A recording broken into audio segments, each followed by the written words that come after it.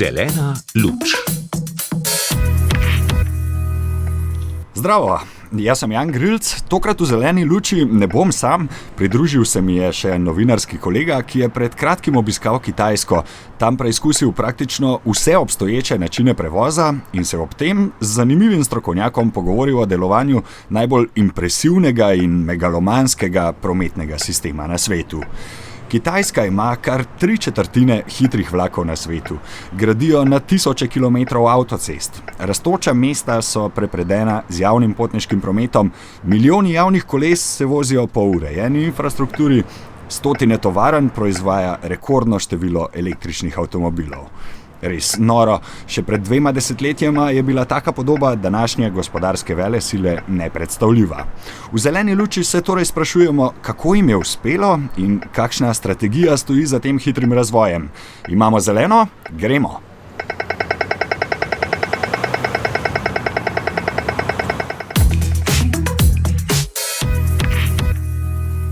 Živijo Maj Valerij, dobrodošel v Zeleni luči.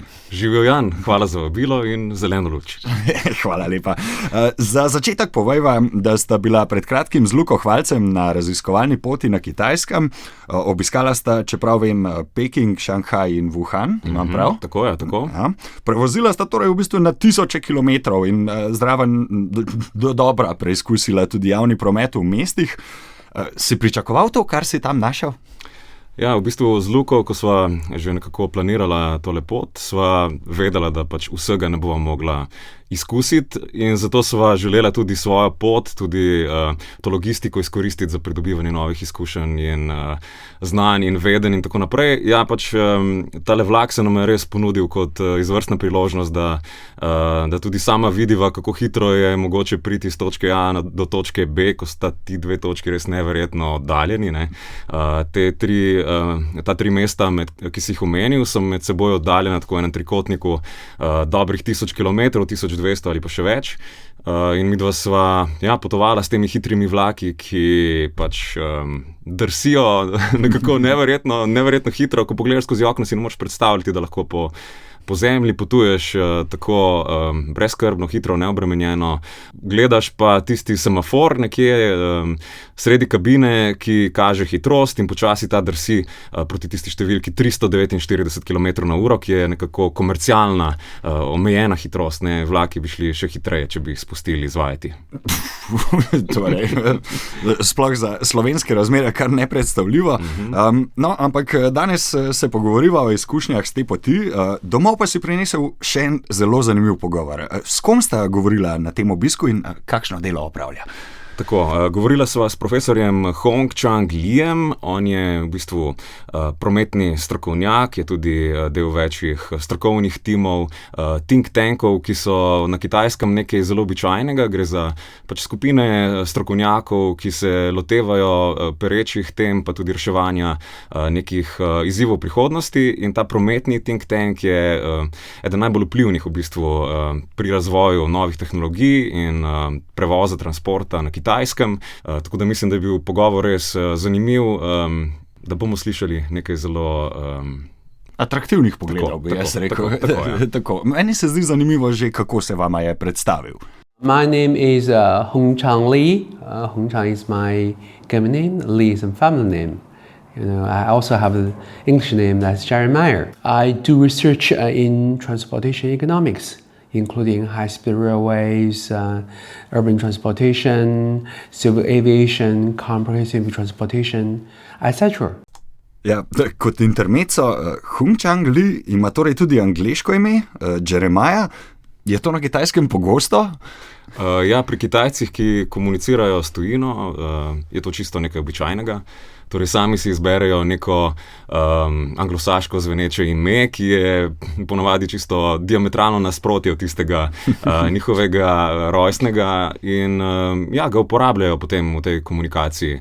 Veliko je teh drobnih zanimivosti, ki so za njih čisto običajne, za nas pa nekaj res nenavadnega. No in tudi o tem danes v Zeleni luči, in ker je to oddaja o mobilnosti, mi prosim najprej povej, kako sta se z Lukom pripeljala na ta intervju in kakšna je bila izkušnja? Ja, intervju je bil v Pekingu. torej v zadnjem od teh 3 mest, ki sva jih obiskala. Do takrat sva že v bistvu osvojila vse te osnove premikanja po mestih, zagotovo pač neka taka deljena mobilnost. Kjerkoli se odločiš, da bi potoval kamorkoli znotraj mesta, je to res zelo enostavno izvesti, ali je to najem kolesa samo z neko preprosto aplikacijo, telefon prisloniš in se odpelješ brez skrbi. Plačevanje je urejeno prek teh njihovih velikih platform, imaš pač izbiro 2 in to je to. Tudi ta poenostavitev pri izbiri na nek način razbremeni uporabnika, ker ne gre za spraševanje, za katera je najboljša to, katera je najboljše tisto, ampak je izbira že storjena namesto tebe in sistemi delujejo. Težko je reči, da je tukaj, težko jim je kaj učitati, ker na koncu pač prideš zelo hitro s kolesom z ene strani mesta na drugo ali pa recimo z uporabo taksija, pri čemer pa imaš še vedno nekaj izbire. Recimo pri taksiju, ki so ga vzela od hotela pa do tega intervjuja, so lahko recimo izbirala med navadnim benzinskim taksijem pa potem električnimi, tudi imajo več stopenj nekega udobja, luksuznih modelov, ne. Razlike v cenah so minimalne, tako da mogoče za tiste, ki se vsakodnevno peljejo, potem to predstavlja neko razliko. Sicer pa so preizkusila vse že zato, da imajo izkušnjo in peljati se s taksijem je zelo, zelo enostavno, pa tudi poceni. Kitajsko ureditev prometa si zdaj opisal kot moderno, v bistvu skoraj postmoderno, s kombinacijo različnih oblik prevoza in pa mnogimi prebojnimi tehnološkimi rešitvami. Še pred 10 leti bi jo redko kdo opisal kot tako. Kako jim je to uspelo? Prvi pogoj na nek način za to je definitivno bila sama ureditev, ki je drugačna in si jo težko predstavljamo in ima veliko enih odmevov, enih sekundarnih učinkov potem naprej. Torej na začetku je izbira ponavadi v veliko sistemih že storjena na mesto uporabnikov in tukaj potem precej lažje planirati neke dolgosežne ali pa večje projekte in to se pri teh velikih povezavah zelo hitro poznane. So pa seveda prav nekaj podobnega na začetku pogovora vprašala profesorja Lija. In the past 40 years, especially in the past 20 years, we can observe very rapid transportation development in China. For example, v zadnjih 40 letih, še posebej pa v zadnjih 20 letih, smo na Kitajskem opazili izjemno hiter razvoj prometa. Naprimer, leta 2008 nismo imeli niti 1 kilometra hitre železnice. Po 18 letih jih imamo več kot 48.000 kilometrov, kar predstavlja več kot 3/4 vseh hitrih železnic na svetu. Ljudje se zato sprašujejo, kako je Kitajski to uspelo, kakšen je bil načrt. Kaj so bili glavni dejavniki uspeha, vsaj do sedaj? Mislim, da obstaja več razlogov. Prvi med njimi je zelo močna in izjemno podporna državna struktura. Prometna infrastruktura je večinoma javna dobrina. Odkot torej prihaja denar za gradnjo? Pogledamo lahko Združene države Amerike, Japonsko, Nemčijo. Denar za promet prihaja večinoma iz državnih proračunov, bodisi centralnih, bodisi lokalnih. V primeru Kitajske je centralna vlada pripravila dolgoročne načrte za razvoj hitrih železnic in s tem naložila odgovornost ter pritisk tako na uradnike kot na državna podjetja. Vsako leto centralna vlada zbere več kot 12 milijard evrov za financiranje gradnje železnic. A to še vedno ni dovolj, saj je Kitajska ogromna država. Zato pri tem sodelujejo tudi provincialne in lokalne vlade. Skupaj so vzpostavili mehanizme sodelovanja, lokalne oblasti pridobijo zemljišča in prispevajo določen delež kapitala za projekte. Give certain proportion of the capital to the railway constructors. Kot vemo, Kitajska je država, ki je zelo drugače organizirana od zahodnih demokracij ali naprimer Slovenije. Odločanje je, da ima precej bolj centralizirano, gospodarstvo deluje po drugačnih principih. Kako to vpliva na razvoj prometne infrastrukture? Oziroma, če vprašam drugače, pa kako jim uspe zgraditi vse te železnice in ceste v tako kratkem času v primerjavi z evropskimi projekti? Ko sva midva vprašala, pa kmalu bomo predali besedo nazaj, ampak je bilo to vprašanje kar malo nepričakovano, ne? Ker je to nek izziv, s katerim se oni ne soočajo na takem nivoju kot mi, ker pri nas je vedno velik projekt pritegne veliko investitorjev, izvajalcev, potencialnih izvajalcev, razpisi so za vsak del projekta in tako naprej. Nekateri projekti so preveliki za neko državo skoraj, ne? Se jih niti ne upamo lotiti. Pri njih pa gre po principu nekaj potrebujemo in to uredimo. Tako da zveni kar preenostavno.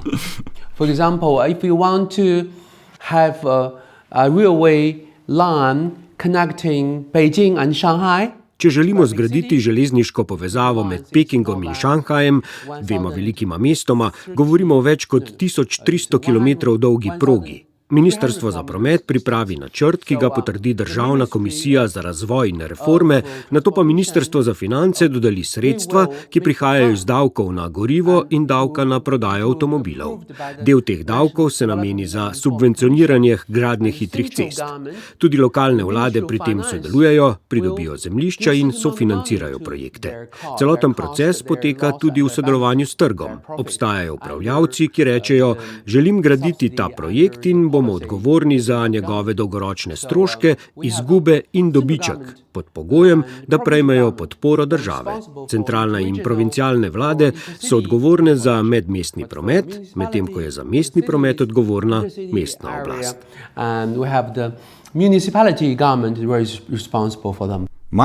Kitajska želi letos doseči cilj 50.000 kilometrov hitrih železnic. Ob tem gradijo še na tisoče kilometrov avtocest za hitre povezave med mesti. Je Kitajska še vedno v tem procesu urbanizacije, ki ga spremljamo zdaj že kar nekaj desetletij, in kako jim uspe urejati mestni promet ob tem, da se mesta tako hitro širijo? Po tvojih izkušnjah jim to uspeva? Ja, imajo urejene podporne sisteme, ki so lahko zelo hitro, ki se jih lahko zelo hitro nadgradi. Vse je na nek način že ustvarjeno z mislijo, da je lahko čez nekaj let del nekega večjega sistema. Torej, razmišlja se modularno, razmišlja se tipsko, rešitve za enake probleme so v vseh regijah več ali manj podobne ali enake praktično, ne. Zato je povezovanje vseh teh sistemov toliko lažje, seveda tukaj se lahko dotaknemo tudi mogoče njihovih informacijskih tehnologij pa varnosti osebnih podatkov in tako naprej, ki je verjetno malo drugačno kot pri nas in omogoča res to združevanje vseh teh sistemov, zelo enostavno združevanje. Tako da ja, tukaj je kar veliko enih procesov, ki tečejo na Kitajskem zelo hitro, tako eksponentno, in tudi urbanizacija je ta, ki še vedno poteka, in tudi zato se lahko kot ogromna država še vseeno zelo hitro obrnejo, prilagodijo nekemu trgu, spremenijo, nadgradijo, posodobijo in tudi urbanizirajo. Torej, ta proces še vedno teče, kot pravi profesor Li. So China is still in the process of urbanization. More people come to the city. Kitajska je še vedno v procesu urbanizacije. Vse več ljudi se seli v mesta, da bi jim omogočili bivanje na območjih z dobro in hitro dostopnostjo do delovnih mest in bivališč po dostopnih cenah, potrebujemo učinkovit, hiter in cenovno dostopen javni prevoz. Zato nameravamo v naslednjih 10 letih zgraditi več metrojev in primestnih železnic. Kot raziskovalec močno spodbujam kitajsko vlado in zasebne vlagatelje, naj prepoznajo to priložnost in vlagajo v razvoj primestnih železnic ter hitrih cest, ki povezujejo predmestja z mestnimi središči. Te proge lahko zaračunavajo prevoznino, hkrati pa spodbujajo urbanizacijo. Tudi motorizacija na Kitajskem hitro narašča. Trenutno imamo 345 milijonov avtomobilov, kar je še vedno nizka številka, na 1000 prebivalcev imamo le 250 avtomobilov. Very low number. Here in China, every 1,000 people, we have only 250 cars. Tvoj gost je izpostavil eno zanimivo stvar. Stopnja motorizacije na Kitajskem je res zelo nizka v primerjavi z zahodnimi državami.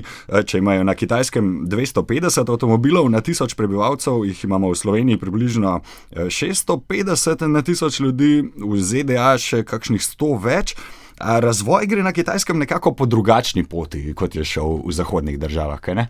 Ja, seveda. Na Kitajskem je elektrika tista, ki počasi dominira na cestah. Tako da če čisto konkretno povem recimo Šanghaj, ki je bil prvo mesto, ki smo ga obiskala, tudi najbolj elektrificirano, 50% vozil tam je električnih.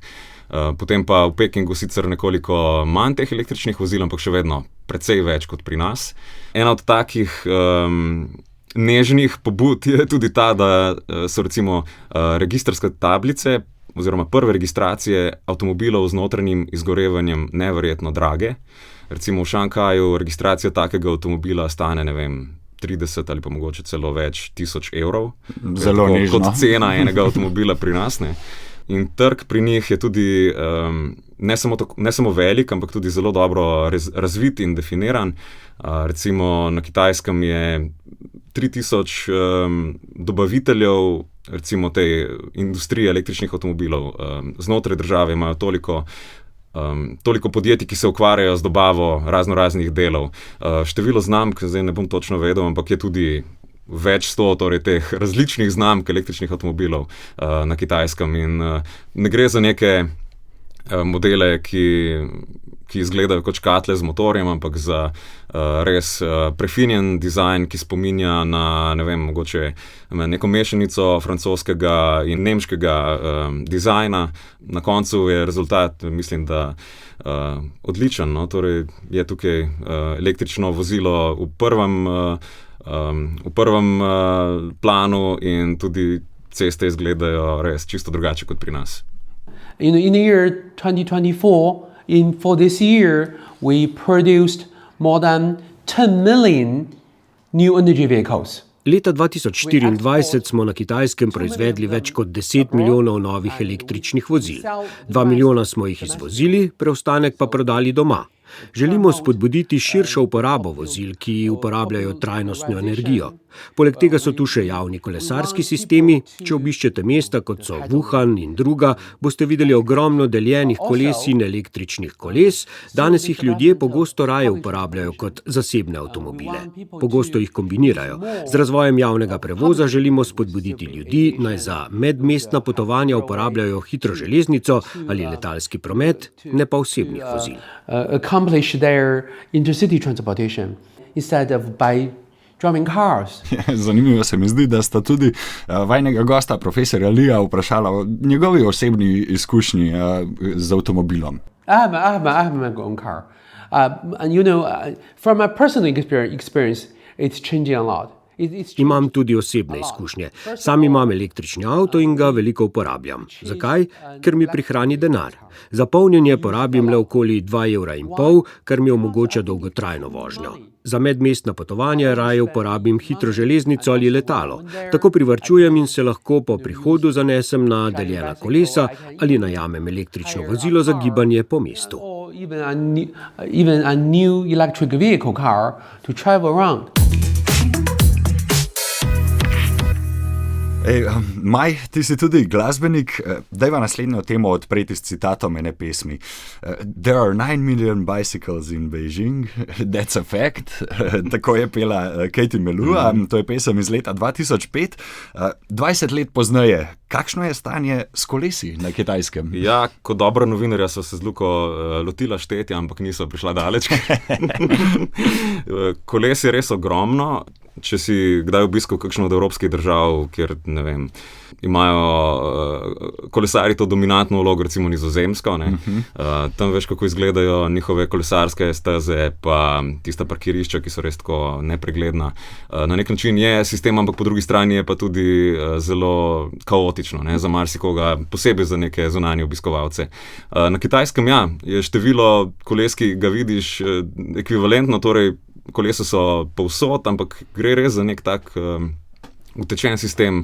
Recimo opazoval sem, kako se ljudje vozijo naokrog, ali upoštevajo prometne predpise, kako so zasnovane tele kolesarske poti.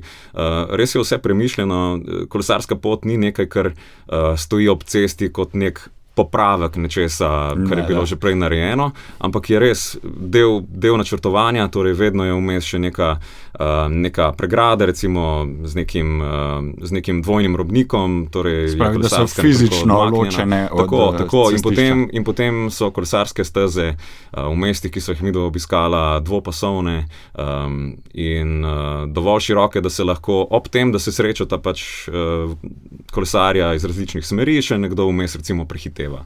Tako da, ne vem, v marsikaterem pogledu jim je očitno uspelo vzpostaviti nek sistem, ki deluje in res lahko iz zunanjega dela mesta do centra zapelješ praktično v katerokoli smer in se počutiš varno. In to je tudi zato verjetno, ker na kitajskem kolo seveda ni neka novost, ki bi jo bilo treba šele na novo uvajati v prometni sistem. Kitajska je bila nekoč znana po tem, da so ogromno uporabljali bicikle. In 1980s and 1970s, we have a nickname. We have an empire of bicycles. V 70. in 80. letih prejšnjega stoletja so Kitajsko imenovali imperij koles. Večina ljudi se je vozila s kolesi. A ta so v 90. letih skoraj izginila, saj so ljudje začeli dajati prednost javnemu prevozu in zasebnim avtomobilom. Mnogi so takrat menili, da se era koles ne bo nikoli več vrnila. A v zadnjih 10 letih so se vrnila, zahvaljujoč tehnološkemu napredku. Proizvodnja koles je postala zelo poceni, mobilne aplikacije pa so omogočile enostavno izposojo v nekaj sekundah. So brez postaj, najdete jih lahko povsod. Danes imamo več kot 15 milijonov delujočih deljenih koles. 15 million bicycles in operation. That's a lot. Iz vsega tega, kar sta mi z Lukom povedala o vajinem potovanju na Kitajskem, torej kako sta se s kolesi vozila po dobro urejeni infrastrukturi po mestih, kako razvit je javni promet, kakšne neverjetne razdalje premagujejo s hitrimi vlaki, jaz bi rekel, da nas danes Kitajci lahko veliko naučijo o spreminjanju prometa in mobilnosti. Tudi vajnega gosta sta vprašala za njegov pogled na to, kaj rabi država za uspešno transformacijo prometnega sistema. Je dolgo razmišljal, preden je odgovoril? Ja, ne vem, če je ravno dolgo razmišljal, ker gre res pri njih za tako samoumeven in utečen sistem, po katerem vedno posežejo in do zdaj se je še vedno izkazal za uspešnega. Torej, privedli so še vse te velike projekte do konca, kar je težko reči za preostanek sveta, kjer vemo, da je marsikater ogromen projekt narejen na pol ali pa še to ne. In težko je razmišljati o tem, kako rešiti nek velik problem, če veš, da je na drugi strani lahko skorajšen bankrot države. They need to have policies, need to have plans. Če želi neka država razviti promet, potrebuje jasne politike, dolgoročne načrte in transparentne časovne načrte. To je osnovni pogoj. Drugi pogoj so ustrezni finančni mehanizmi, državni proračuni, javne naložbe, mednarodna pomoč ter učinkoviti poslovni modeli, kot so zgradi upravljaj prenesi ali koncesijski sistemi. Naprimer, Slovenija bi lahko sodelovala s kitajskim železniškim podjetjem, mu podelila koncesijo za 30 let, zagotovila subvencije ali pravice do nepremičninskega razvoja. Če se izračun izide, bo kitajsko podjetje pripravljeno vlagati. Tretji vidik pa je političen in kulturni. Javnost mora na koncu podpirati projekte. Potrebna je politična volja in jasna pravila za preprečevanje korupcije.